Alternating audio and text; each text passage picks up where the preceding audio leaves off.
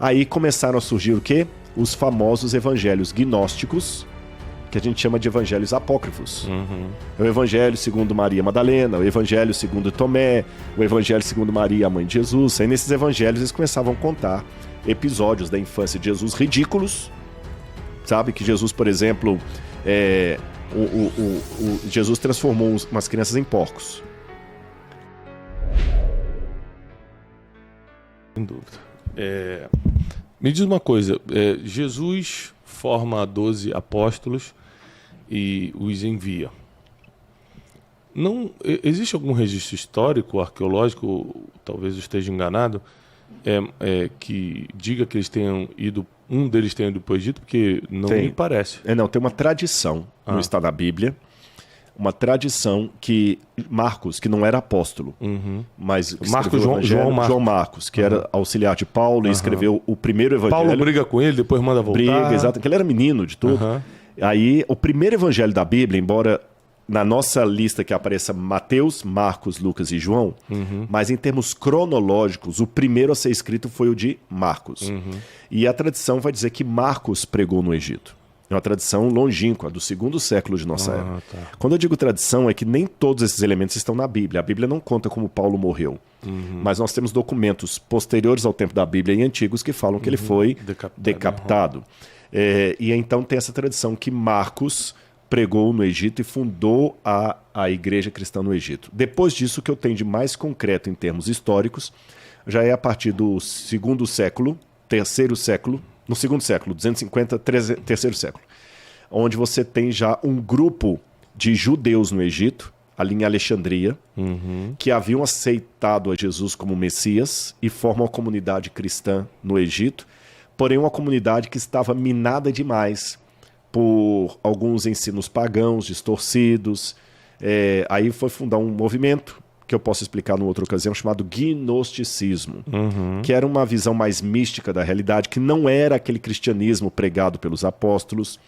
E eles estavam assim apaixonados demais pela filosofia, pela cultura egípcia, começaram a achar que eles podiam contribuir com o cristianismo tradicional, preenchendo a lacuna. Mas eu acho que na nossa geração isso está acontecendo. Então, por exemplo, a pessoa... Eu quero dar uma melhorada no cristianismo, botar um pouquinho de hipnose, né? Criticando uma coisa ou outra, mas o cristianismo não precisa de acréscimos. E tem coisas que nem fazem parte. Não, exatamente. Ou seja, não é que a gente está contra isso ou contra aquilo, aqui no cristianismo não se mexe. É mais ou menos o que estava acontecendo nessa época? Exatamente. Eu vou dar um exemplo para vocês. Como é que você formava a figura do herói? Herói é uma palavra que vem do mundo grego. Então, a igreja de Alexandria já era uma igreja mais rica. Porque Alexandria, por ser mais plurissocial, pluricultural, ela aceitou melhor o cristianismo do que outros rincões. E ela era, ali em Alexandria, um pouco independente do resto do Império Romano. Alexandria competia muito com outros polos intelectuais do mundo. Você tinha, por exemplo, Atenas, mas a maior biblioteca do mundo era a Biblioteca de Alexandria. Os grandes historiadores, aliás, os grandes homens do passado passaram por Alexandria. Eu fui na biblioteca, você com certeza já foi lá. A moderna, né? Não, na biblioteca de Esmirna, de Éfeso. Éfeso, a de Celso. Que coisa linda. Mas só para você ter uma noção, bem que você colocou, a biblioteca de Celso, que ela é do ano 150 depois de Cristo aproximadamente. É a cidade de Éfeso, na Turquia. Na Turquia, obrigado, viu? Aquela biblioteca de Éfeso, ela tinha no seu auge 20 e poucos mil exemplares. Entre 20 a 30 mil exemplares no auge da biblioteca de Celso. A biblioteca de Alexandria tinha 600 mil títulos. Que isso? Não exemplares, títulos. Aí você fica... A biblioteca de Alexandria foi uma das grandes perdas intelectuais da história quando ela foi incendiada no 6º século de nossa era. Tem até um filme, vou lembrar agora... não sei se é Alexandria. Depois, se alguém conseguir dar uma googada aí, vai achar. É um filme romanceado, mas que conta a história do incêndio da Biblioteca de Alexandria, no 6º século. Eu vou assistir. Milhões de livros se perderam. Muitos livros de Aristóteles, muita coisa. Porque ali a Biblioteca de Alexandria ela foi tão importante que ela queria ter, em grego, um exemplar de todos os livros do mundo. Foi tão forte a Biblioteca de Alexandria que foi por causa dela que os judeus foram obrigados a traduzir todo o Antigo Testamento para o grego.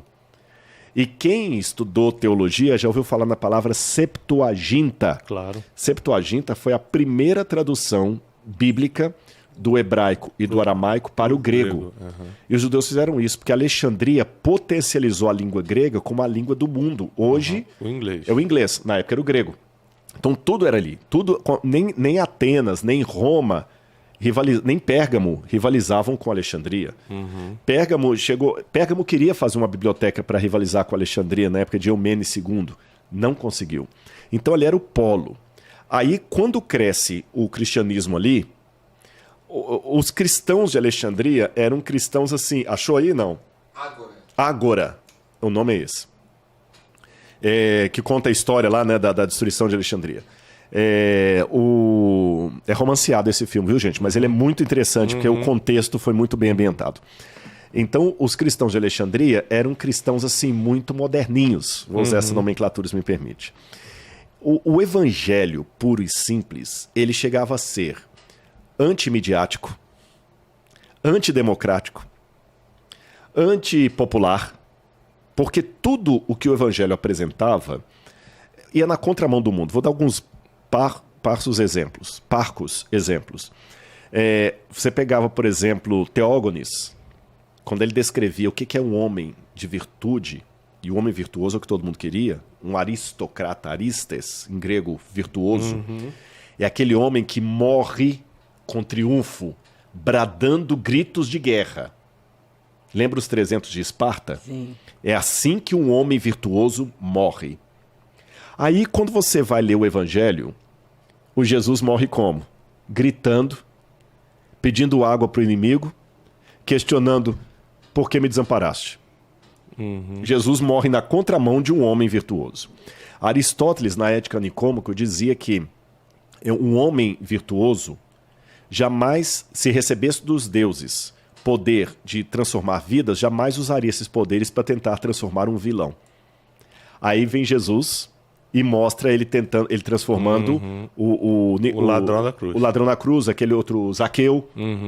Hoje você pode pregar a história de Zaqueu, achar muito bonitinha, para o seu púlpito está bem. Mas para o de Alexandria, não fazia sentido nenhum.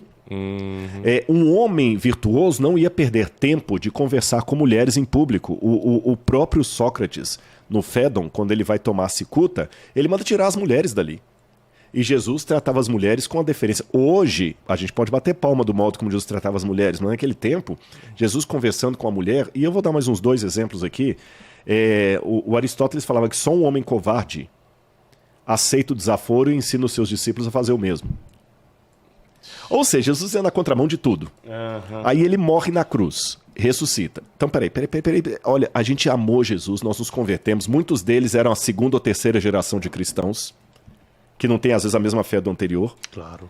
Eles eram filhos de cristão. Tem um estudo que diz que quando morre os pioneiros, a 3ª ou 4ª geração que vem depois, eles perdem um pouquinho aquela força dos pioneiros. Sabe aquela igreja batista que você tinha aquele fundador lá que amassava barro, aí já tem o bisneto dele que já não aceita qualquer coisinha? É por aí.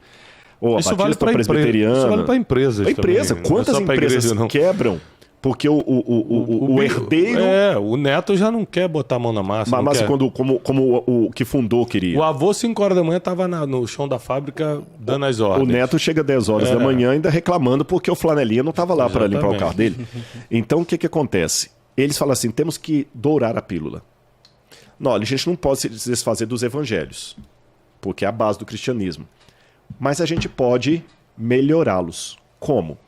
Vamos ver, qual que é o critério de um herói no mundo greco-romano? Um herói é aquele que já desde o nascimento demonstra atos heróicos.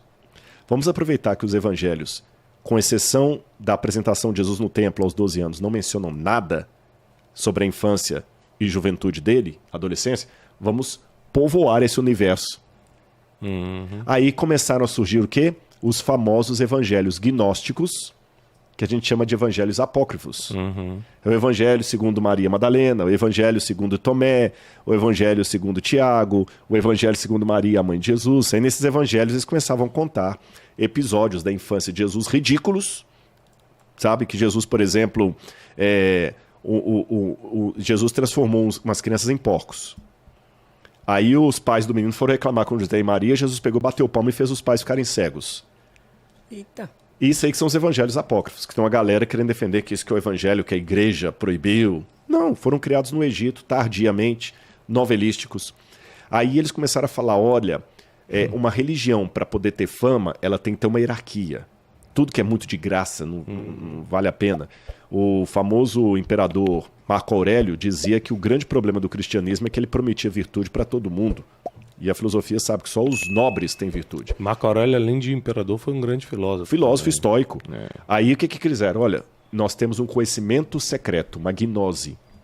E só os de mente elevada vão segui-lo. Então, dentro do cristianismo, tinha um movimento do gnosticismo, do conhecimento secreto. Aí a mulher agora já era exaltada, embora a mulher física era ridicularizada, como eu falei, mas a mulher virtual era enaltecida. Entendeu? A mulher física não tinha vez, mas a mulher virtual tinha, porque as religiões tinham muito o sagrado feminino. E o que está faltando na vida de Jesus? Está faltando uma mulher. Aí eles pegam e colocam Maria Madalena como sendo a esposa mística de Jesus no plano superior, não no plano físico. E Maria Madalena tinha um segredo do que ela era no mundo das ideias. Aí pegaram todo o mundo das ideias de Platão e misturaram. Eu estou indo por muitos exemplos, eu não quero cansá-los, mas só para vocês terem noção, criaram um cristianismo ao bel prazer do povo. Lógico. Que não salvava ninguém. Isso é interessantíssimo porque eu percebo que em todas as gerações, de alguma forma, tentam colocar pitadas no evangelho para poder ficar do gosto de todo mundo.